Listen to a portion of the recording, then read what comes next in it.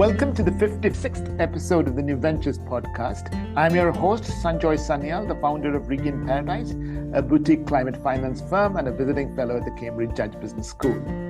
I host the New Ventures podcast to help people starting climate initiatives learn from others who are already progressed in their paths. Today, I have a very special guest, Rainer Axter. Rainer is an environmental engineer with an MBA on sustainability management with about 20 years of experience on green finance and green entrepreneurship. I must also add that I've worked with Rainer for about a decade, and we will be discussing on how financial institutions should be using a popular instrument of climate finance called a line of credit. Welcome, Rainer. Thank you, Sanjoy. Looking forward to this. Thanks for inviting me. It's a huge honor. Rainer, I'll start with this question. You have worked for 20 years. You look back on the long career. How many lines of credit have you been associated with?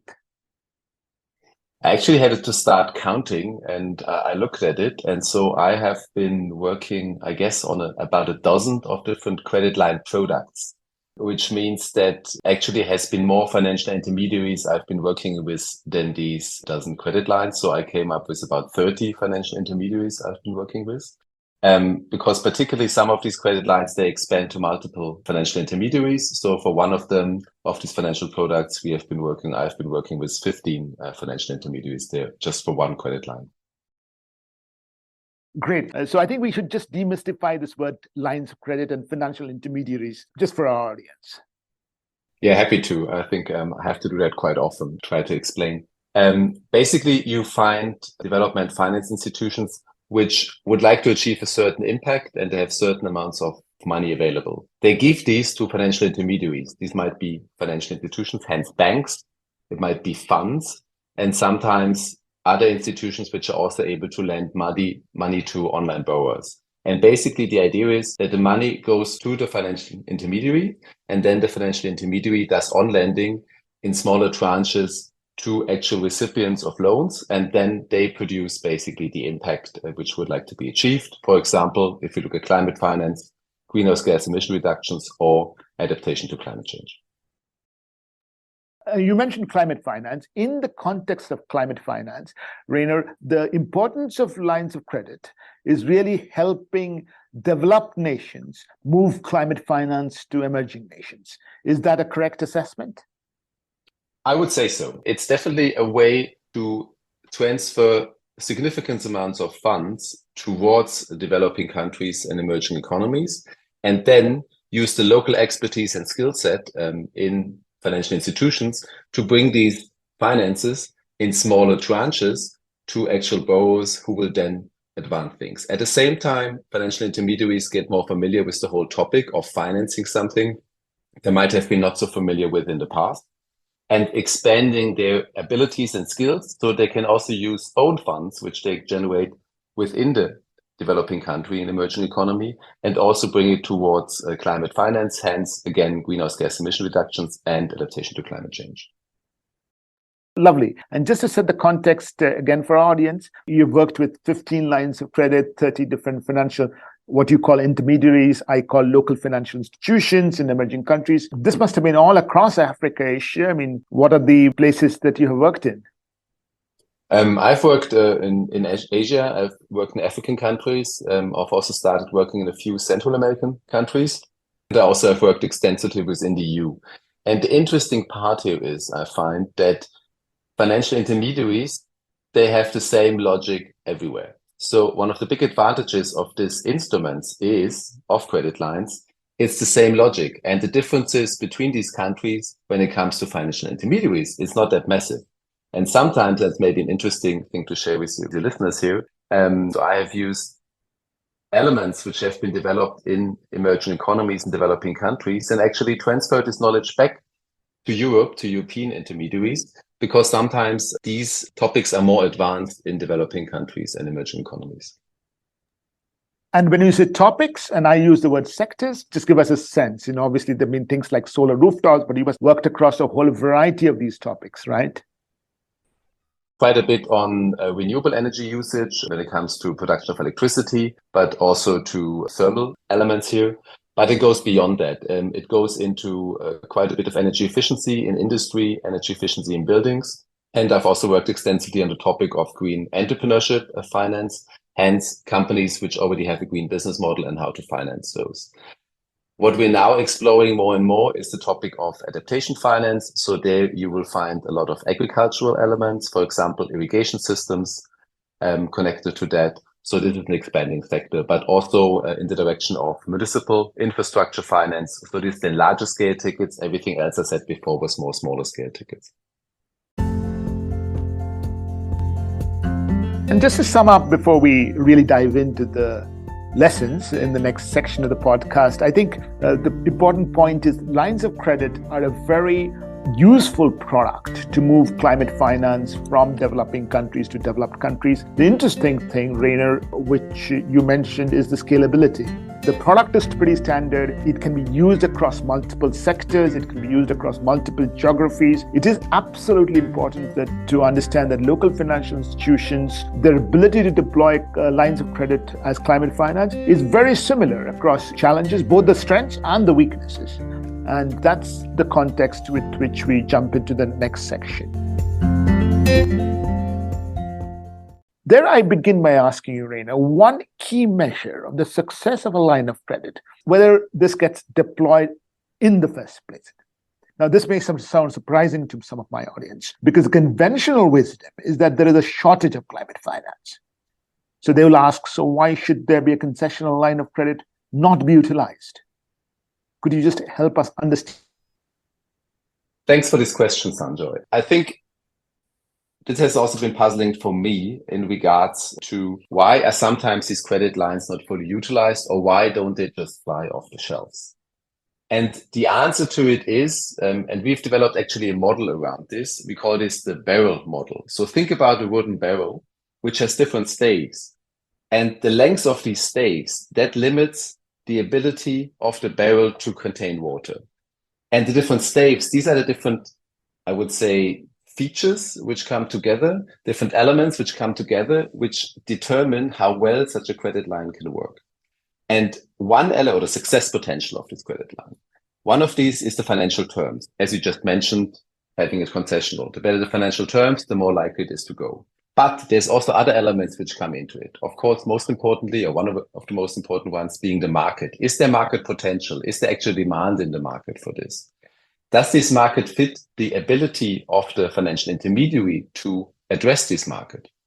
What about the motivation of the financial intermediary as a whole? What about the motivation of the team which is implementing it? And also, what about the ability and strength of the team in the financial intermediary to do something? And in regards to the process, how difficult and how complex is the process? These are different elements which come together in terms of limiting the ability of such a concessional loan or such a non-concessional loan also to go into the market and achieve an impact. And I'm happy to elaborate on the different elements here, but there is limiting factors there. And I've seen it quite often that A, there's an issue that not the whole credit line can be utilized. And B, there's often an issue. It takes a long time in lead up till the actual loans start flowing into the market. And that's one of the big issues we're trying to address. And we have developed quite a few concepts over the last years and decades actually now to address this.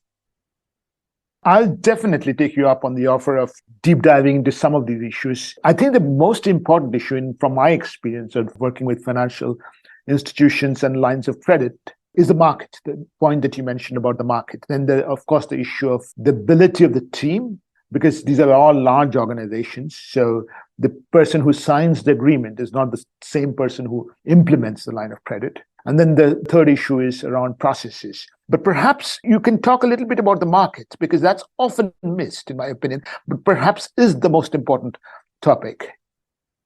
I wouldn't rank them as you just did, Sanjoy, in terms of what's the most important one, but I certainly think the market is a very important one. Why is the market important? If there is no demand in the market for the product, it's very difficult, of course, to bring this product into the market. And one important issue is, which we often find, that the development finance institutions, like the likes of World Bank, ADB, KfW, AfD from France, they bring money to the financial intermediaries and then negotiate a certain product. There's a huge interest with the financial intermediaries to accept this product. And they will take a lot of concessions on that, on these negotiations. But then the product which has been negotiated might not be a good fit for the market. And one element to address there, which we are looking into, and we see some movement there also in terms of the development finance institutions, is that the financial intermediaries, nationally being active, they need to think more about what can they actually bring into the market, which works in terms of climate finance related topics. And climate finance related topics means, again, impacts, greenhouse gas emission reductions, or adaptation to climate change. So I wouldn't say that often the market is not there, but the product which is being designed as a climate finance credit line doesn't match the market needs because it has been negotiated in other sectors, between different stakeholders, which don't have 100% aligned interests. And then one of these stakeholders, the financial intermediary, has to bring this to get the loans into the market. And that's sometimes a consistent issue. So one of the solutions there, just coming with a solution, obviously, is to much earlier engage the financial intermediary, which is bringing the product into the market, in also designing the product for the local market. Great. I mean, the way I say the same thing, and maybe it'll be nice to hear your reaction to this is that lines of credit are often negotiated top down. I want to do 50 million in a particular field in a particular country. What ideally should happen is a bottom-up approach. What is it the local financial institution should be asking? What is it that my clients are demanding and I cannot meet? But how can I get climate finance from an international development financial institution to meet that need? So looking at it from a different lens. Fully agree there, Sanjoy. I think this top-down versus bottom-up approach is one big issue. And maybe to expand on this, I think there's also a certain differences in interests within the financial intermediaries active in the local markets. Within them, there is the department which is in charge, like the treasury, in charge of generating funds, which can then be used for on-lending. And there might be also international DFI relations department. And on the other side, in a different department, there are the credit appraisal departments, and there are the front office staff and the desk officers who have actually talked to the clients. And they are usually not engaged in this whole design. It's mostly the ones who deal with the development finance institutions. So even within the local financial institutions, there is a disconnect between these departments. So there's also a top-down, so to say, versus bottom-up issue, not only on international level, but even within these institutions. So fully agree on that. Perfect. And that actually helps us deep dive into the second point, which is the point about processes that you brought up. Yes. And for the processes, I always think around the front and desk officer who have to deal with the clients. These are the ones who have to apply these processes. And usually how I would see it, there is the normal standardized appraisal process within a bank for a loan. And that's not going to change. There's going to be a standardized appraisal process, looking at the credit risk, looking at the client, looking at what is being financed. That's a standard process. Now, with climate finance or other topics of green finance, which might come into it, you have a process which is happening to a certain degree in parallel and a little add-on. But I always assume, let's leave the process which the bank uses, the financial intermediary uses, as much as it is, and let's add on then eligibility checking on the side, and ideally eligibility checking which goes a little bit beyond that, also looking at impacts. But this checking process has to be operationalized for the front and desk officers who deal with the clients and the people deciding on the appraisal, hence the appraisal committee, which you will have for, I would say, 99% of the financial institutions. So this is a key element here in terms of the process. It has to be very much aligned to what the bank is doing anyway, and it has to be understandable and operational for people who don't have specific knowledge on climate topics and who probably also don't need to have it, or maybe are not too interested in doing that. We're not going to make everybody in a bank a climate expert. Some of these institutions have tens of thousands of employees, and most have hundreds or thousands of them dealing with clients. Not everybody's going to become an expert on it. But if they have a process which works and they can understand and they can put in information and the process gives them the result that is eligible, that's what works. Great. I'm going to say this in my own words because from my experience, the thing is that it has to be seamlessly added on through the processes already being followed by the bank. And I really like the point that you made about it. The goal need not be that we want to make all those tens of thousands of employees climate finance experts. We need them to know enough to be able to understand the particular eligibility, a little bit more about the impact of a loan. Exactly. That's what's needed. One reason I've particularly found some credit lines often failing as in not being able to be utilized completely within a time frame, is that it often takes too much of a time between the negotiation of the line of credit and the actual deployment of the line of credit. Have you experienced that? I have also experienced that, but I'm sometimes not sure if that's such a huge problem. I think there's a lot of excitement. And then all the involved stakeholders, particularly within the financial intermediaries, start realizing what it means. Because in the end, it means, and that's maybe a bigger topic here, it means that the financial intermediary is providing an additional product. And let me explain what I mean by it. Classically, a bank would be most focused on the financial side of things. So transforming available funds into loan products and then generating revenues from these loan products. That's, I would say, classical banking. That's what they are familiar with. Here we're talking about, to some degree, concessional funding coming in for different reasons. Might have a longer tenure, might be foreign currency, might be that there are also some concessions on the interest rate, which is all fine. But of course, the DFI expects some additional returns for it. And here we come to eligibility, here we come to impact. And I think soon we will see that the DFIs are going to ask for more quantified impact. And this impact, which is being generated, that's an additional product now this financial intermediary needs to produce. And this often takes more time than the financial intermediary and everybody else expects to move ahead.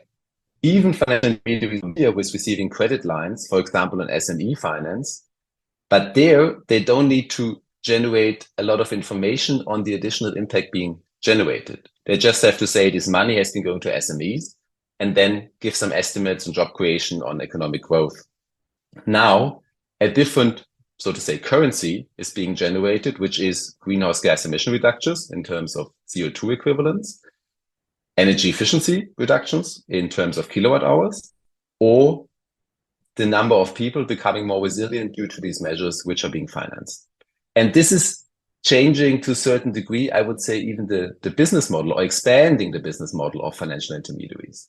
And that what makes it complicated. So I've seen that is an issue, that it takes a long time, but I think it's an issue for the right reasons, because actually the financial intermediaries are now producing something, and once they sign it, they sometimes haven't even realized that they're all of a sudden producing something else except for financial returns, or in addition to financial returns.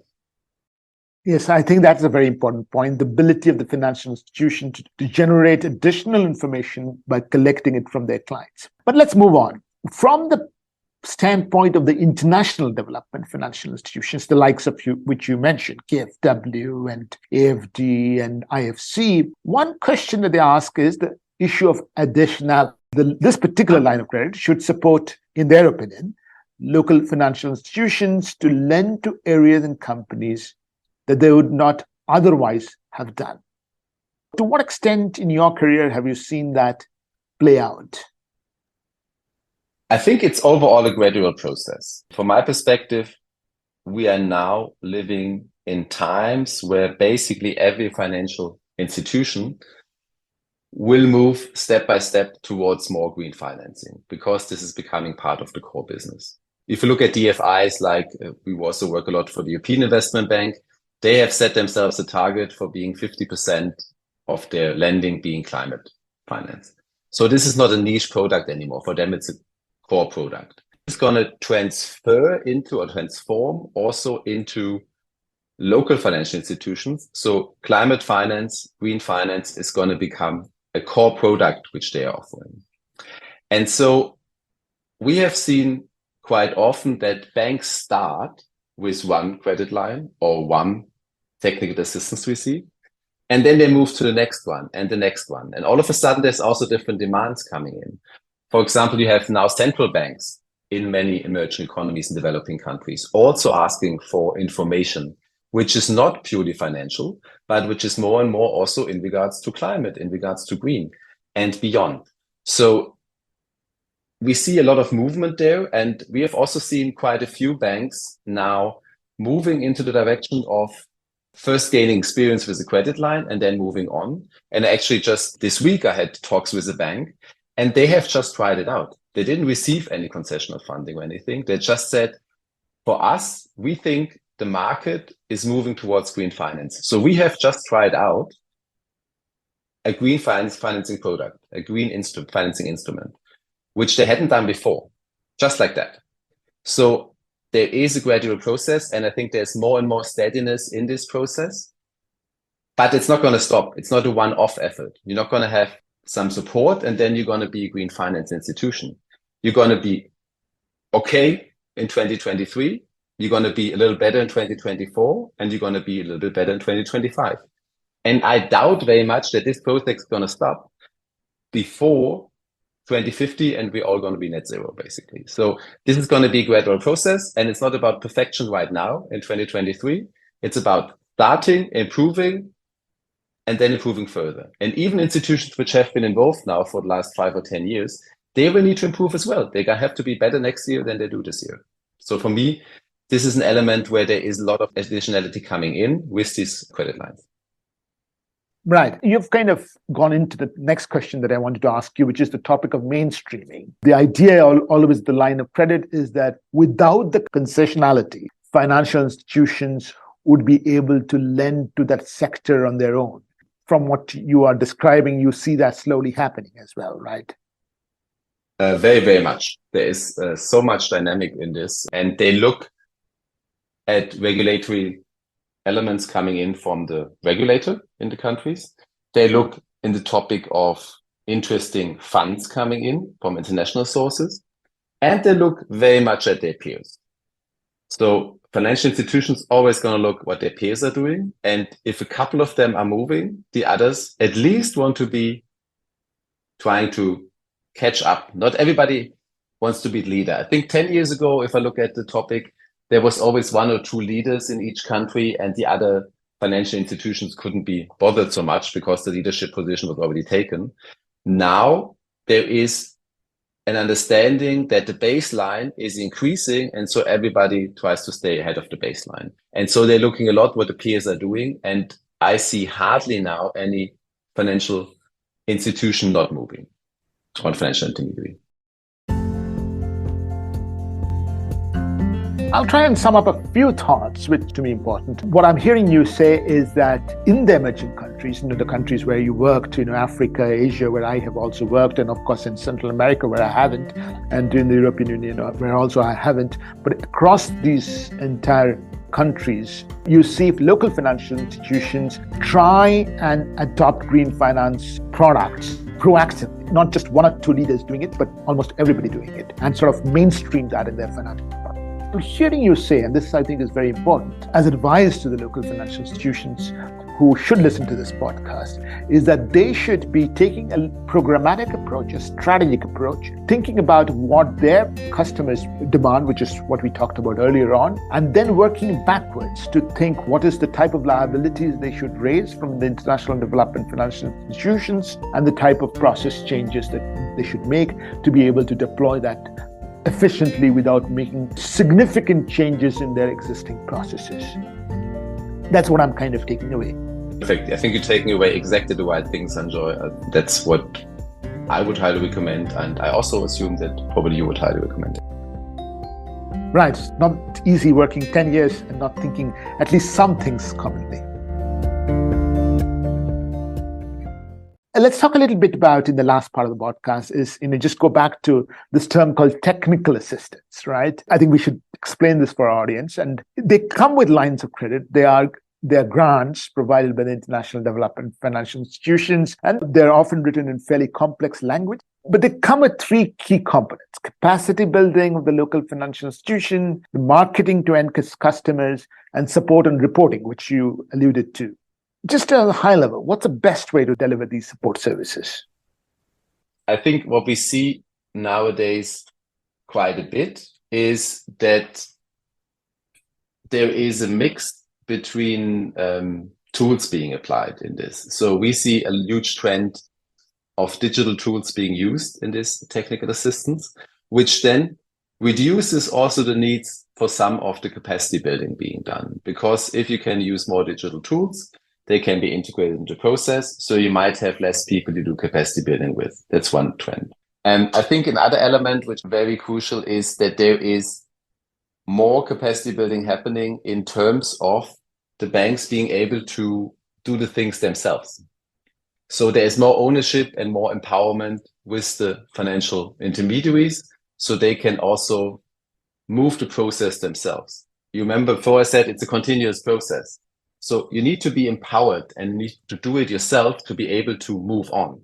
If you have somebody externally coming in, which was often the case in TA, doing the work, which is then related to environment, green, energy efficiency, then you don't move the own organization. You don't build the capacity internally. So that's one important element here. So I think there's a lot of things changing here. What we see, and that's also a topic of scale, is that it makes a lot of sense. And we recently have seen Proparco and EIB move in that direction, that they set up a whole, I would say, facility, which then provides this technical assistance not only to one financial intermediary and one line of credit, but rather having a wholesome system which can provide this to multiple, even several dozen of financial intermediaries. And that's a very interesting development. And it's also something I would very strongly support. Let's get away from this singular assignments on terms of the viewpoint of the development finance institutions and rather have a more wholesome approach in this direction.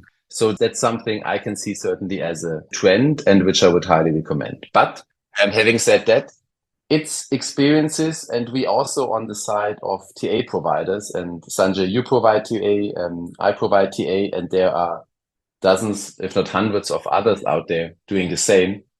We also have to move. I think the solutions which we used to use in 2015, and maybe even the ones we used in 2020, are, from my perspective, not appropriate anymore now in 2023, and certainly won't be appropriate anymore in 2025. There needs to be a lot of movement happening also in the way this technical assistance is being provided to financial institutions.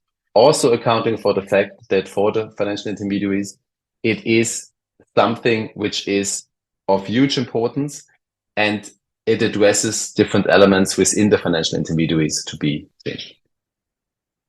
Absolutely. And you particularly, I know you have been at the forefront of developing digital tools that allow what I call the scalability of technical assistance solutions. And I think what you brought up in this answer is also the use of products which can be used repeatedly with multiple financial institutions. But one thing that I worry is that the way technical assistance contracts are awarded, which is always in person months, but I worry that they disincentivize technical assistance providers to develop these products. It depends on the DFI who is tendering them. I think there are different DFIs have different ways to do it.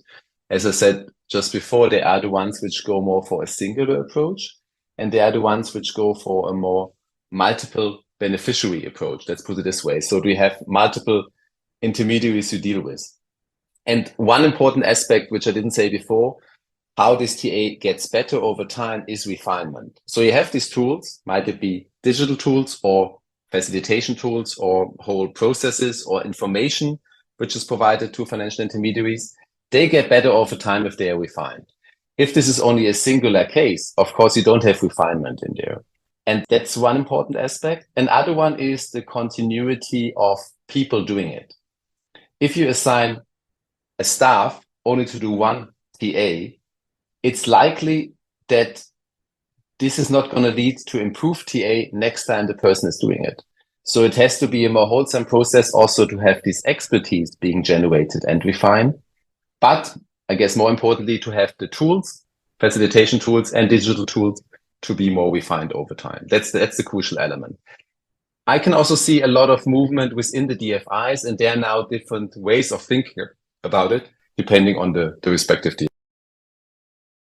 Right. This singular approach that you talked about, and what you said is ensuring the continuity of the staff. One problem in which some DFIs, or often DFIs, want TA contracts is they do it to a tender, which of course they have to because it's public money. But it often ends up in a situation where one consulting team is working with a local financial institutions on a line of credit, and then a year later, another consulting team is working with them. In these cases, I think the problem that happens is that the learning never carries over from project to project. That's certainly an issue. Yes, agreed. I think there's another issue here as well. And this is that often these contracts are awarded. I think they have to be competitive tenders, but they're often awarded on CVs ticking boxes. And I think where things need to move towards is to look more into the quality of services, the methodology of services, the maturity of services provided. So maybe changing to a certain degree the ranking and the importance of different elements of the competitive tendering. So still competitive, of course, but combined with less proneness towards the CV and more towards the methodology. That's one element. The other element is how to carry these things over. I think it's also for DFIs to collect the information, and that's where tools come in. Again, digital tools and facilitation tools to collect this information with them, because they have so many TA projects they tender out that they can collect the actual products being produced there, feed it back into their system and make it then more available to others doing the same work. And this may be how you can get out of this box of different teams coming into the same financial intermediary. Maybe one thing I've seen also, often financial intermediaries also get TA support from different finance by different development finance institutions. And then there is a huge lack of transparency from all sides, who is providing what and doing what. And so more conversing with each other might be incredibly useful. Right. I think we should spend some time in giving some examples of tools that help these processes, because I know you've worked so much on these topics. So just one or two examples. Let's start off with the digital tools. In terms of digital tools, I have led the team who has developed the Green Checker for EIB, for the European Investment Bank, which is basically a tool which allows for online eligibility checking on green investments for various sectors. It might be for SMEs, it might be in agriculture and beyond, also for renewable energies. This is at the moment available publicly on the website of EIB, on the Green Gateway website of EIB. And this helps bank staff with very simple information, which every loan applicant would have, to estimate. Firstly, they can decide if it's eligible under the EIB green criteria. And secondly, it allows them what's the potential impact of this measure. And the huge advantage here is that you can basically type in what kind of measure you have, and it gives you some impact estimation and eligibility check. And you don't need any capacity building being done to use that. Everybody can basically use it right away. And secondly, it provides you to do it. Of course, the first question is estimate which comes out of it accurate. It's of course not 100% accurate for the individual measure, because for this, the calculation is too easy. But looking at the credit line, usually there are dozens, hundreds, maybe even thousands of measures being financed. And that makes life for everybody easier in terms of estimating it. But B, the overall impact, you can be pretty sure that the overall impact is achieved if by all the measures being financed. The Green Checker provides an option for bank staff, but also for clients and customers to assess the eligibility under the European Investment Bank's green criteria, but also to estimate the impacts of the measures being used. And of course, the individual impact is not going to be 100% correct, but the aggregated impact of hundreds and thousands of measures is going to be the minimum which is achieved with these measures being financed. So that's an interesting aspect here. Again, what's also interesting is that there is no capacity building needed, neither for bank staff nor for clients using the green checker, because it's very much self-explanatory. And I invite you to try it out. Another element in tools, which I would like to elaborate, is the topic of, it's very important for the financial intermediaries to define and think more about what the market they have for green finance instruments and for green financial products. So I've been involved in the development of a so-called Green Finance Academy, which is basically a process where financial intermediaries, and we've used that in a couple of dozen by now, emerging economies and developing countries, where financial intermediaries there develop financial instruments which work in their market. So there's different steps which can be taken to assess this, and there is a whole process behind it where the financial intermediary is then able, in a facilitated co-creative process, to develop their own green financial instrument. And this can be, to a certain degree, being standardized in terms of the facilitation methodology, but of course the outputs which coming out of that are very different and very localized and always fitting to the local financial intermediary. So these are two examples of one being a digital tool, the Green Checker, and the Green Finance Academy being a facilitation tool, which then can be standardized, but still have enough individual ability to move ahead.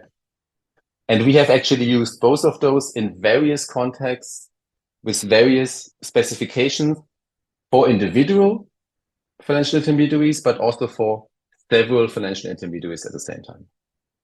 And Rainer, this is really interesting because, the checker tool that you talked about, I'm realizing the definitions of what is green, luckily, are getting standardized, right? So you have the taxonomies coming out. Obviously, every country is going to have its own taxonomy, but the European Union's taxonomy is playing a strong and influential role. Then in the context of the lines of credit, we obviously have the MDB taxonomy. So once these standard definitions of what is green and what is not green are become more acceptable across all jurisdictions, a tool like Green Checker, like the one you described, can really scale.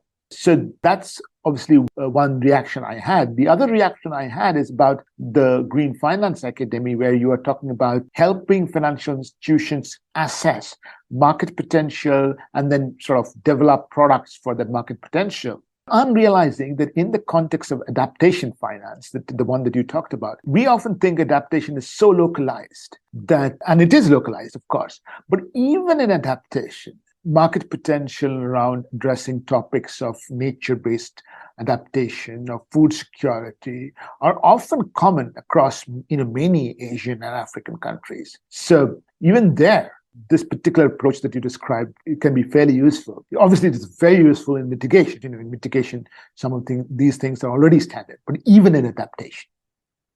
Yes, indeed. So we're also actually working on similar logics to be applied for adaptation finance. Maybe one thing to say about the taxonomies. I think taxonomies are useful in standardizing, but as you said, every country is now developing their own taxonomy.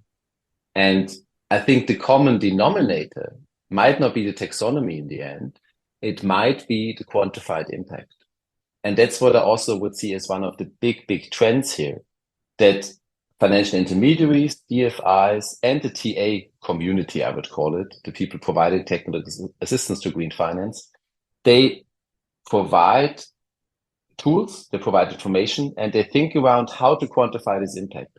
Because the quantified impact in terms of greenhouse gas emission reductions, people becoming more resilient to climate change, but also connected to that, green jobs, green growth, and probably also social justice. If we can combine that and start quantifying that with different indicators, then we have our common way to do it. Like we use it now for US dollars and euros and Indian rupees. And it's a way to have a common indicator which helps to quantify this. And then the taxonomy might only be an intermediate step to become to more impact quantification.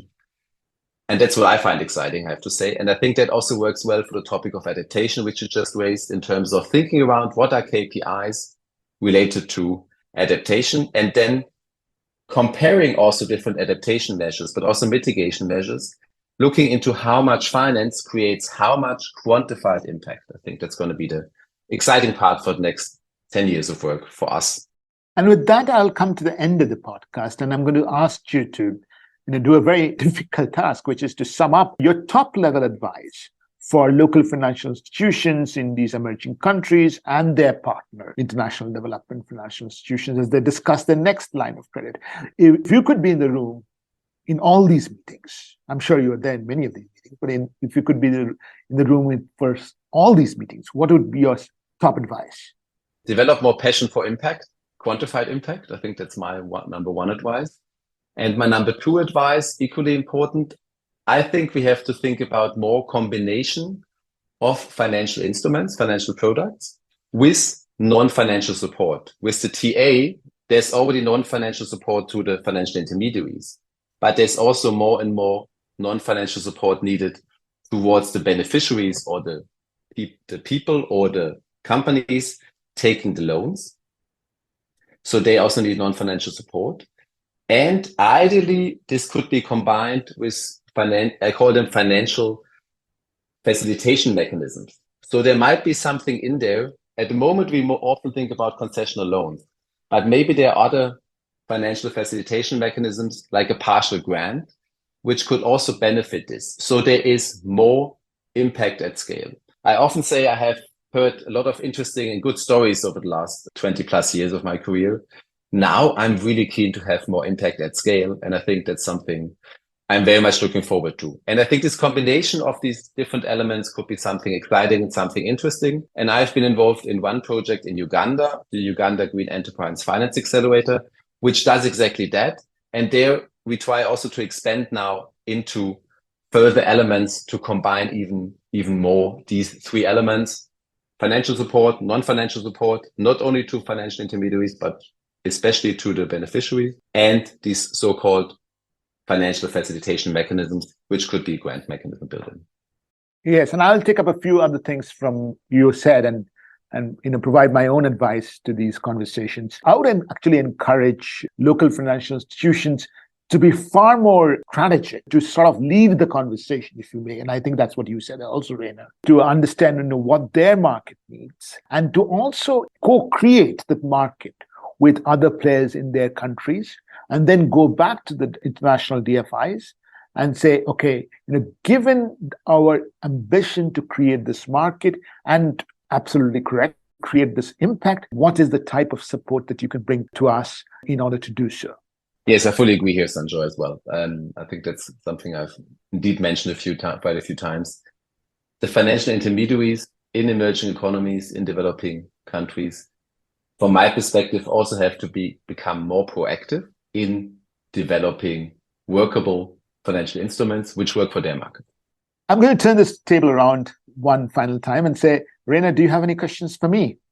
Not so much at this point. I think what would interest me, since we've talked now a lot about it, is there something from what I said which you disagree with?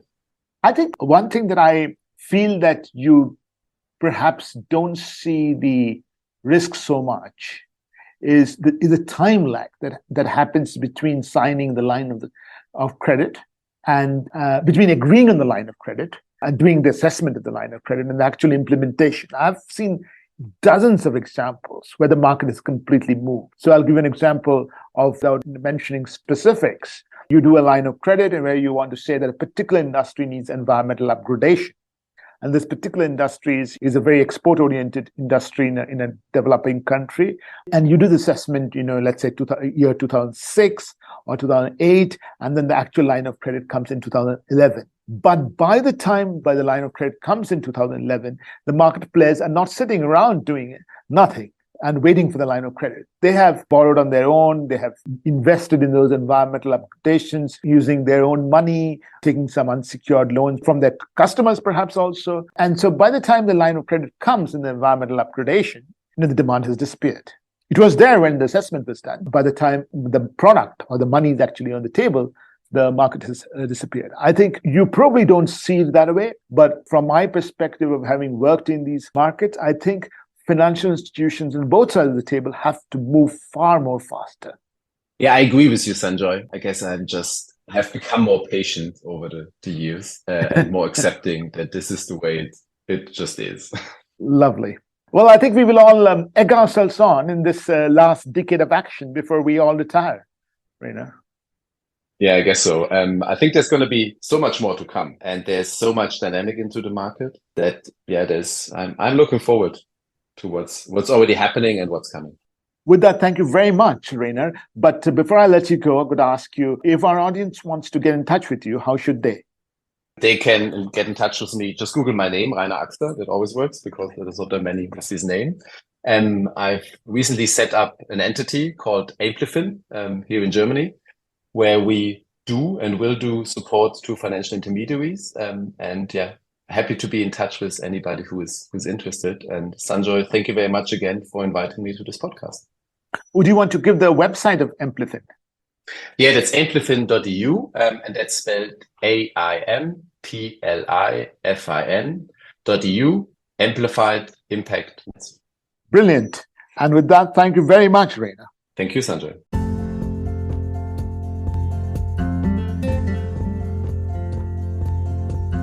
If you like this podcast, do visit us on regainparadise.org, regainparadise.com. You can reach out to me on LinkedIn, and you can also subscribe to these podcasts on Anchor, Spotify, Google, Apple, and YouTube.